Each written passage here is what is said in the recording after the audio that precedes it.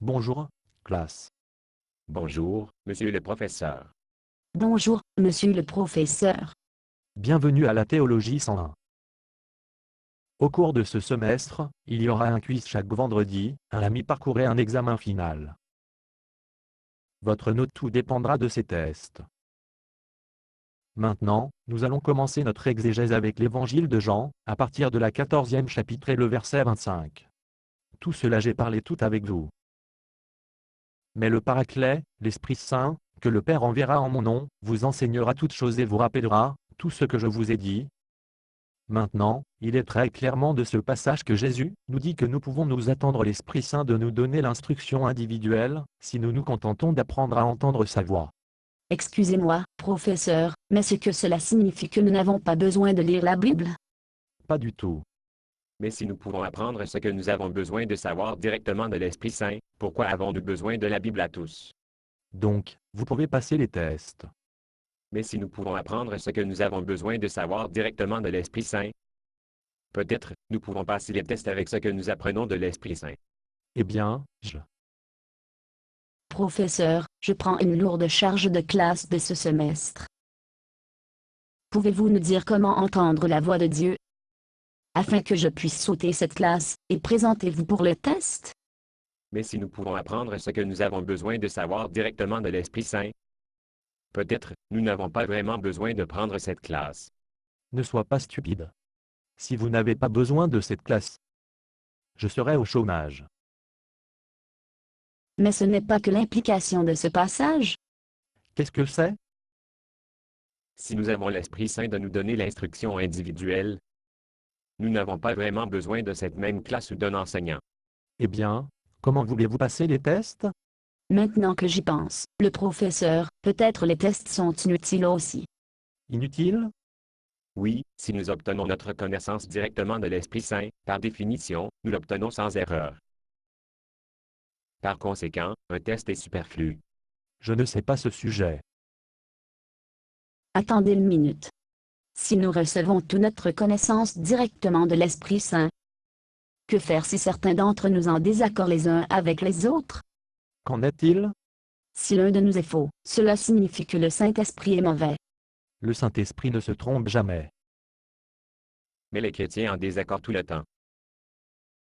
Si nous recevons toute notre connaissance directement de l'Esprit Saint, et si le Saint-Esprit ne se trompe jamais, comment pourrions-nous en désaccord? Peut-être que certains d'entre eux seulement mal interprété ce que l'Esprit Saint leur a dit. Mais n'est-ce pas le but de l'Esprit Saint? Le but? D'après le passage que vous venez de lire, il semble que son but de l'Esprit Saint pour nous assurer que nous ne s'est pas trompé. Si nous obtenons notre connaissance directement de l'Esprit Saint, il n'y a aucune manière que nous pouvons être en désaccord. C'est ce que j'ai dit. Mais nous n'avons pas d'accord. Certains d'entre nous croyons en la régénération baptismale et certains d'entre nous n'en ont pas. Certains d'entre nous croient en l'enlèvement pré-tribulation, certains d'entre nous n'en ont pas. Puis le Saint-Esprit se dit certains d'entre nous une chose, et certains d'entre nous une autre. Vais-je perdre le contrôle de cette classe? Attendez une minute, monsieur le professeur. Je ne pense pas que ce passage s'applique même à nous. Que voulez-vous dire? Ma mère m'a toujours appris à lire un passage dans son contexte. Quel contexte? Retour au chapitre 13, il dit que Jésus ne parle que de ses apôtres, et non pas à tous ses disciples.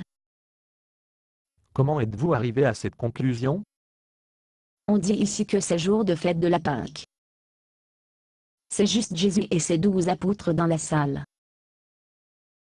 Elle a raison. Et dans l'épître de Paul aux Éphésiens, il dit ce mystère a été révélé maintenant par l'Esprit aux apôtres saints de Dieu et des prophètes. Guillemets. Et de ne pas nous directement? Éphésiens, dites-vous? Il semble que Jésus parle seulement pour les gens qui vont écrire le Nouveau Testament.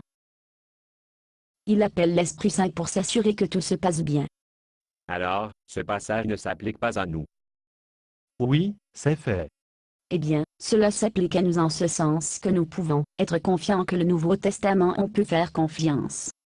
Nous pouvons avoir confiance que le Nouveau Testament était un témoignage oculaire. Et inspiré par l'Esprit Saint.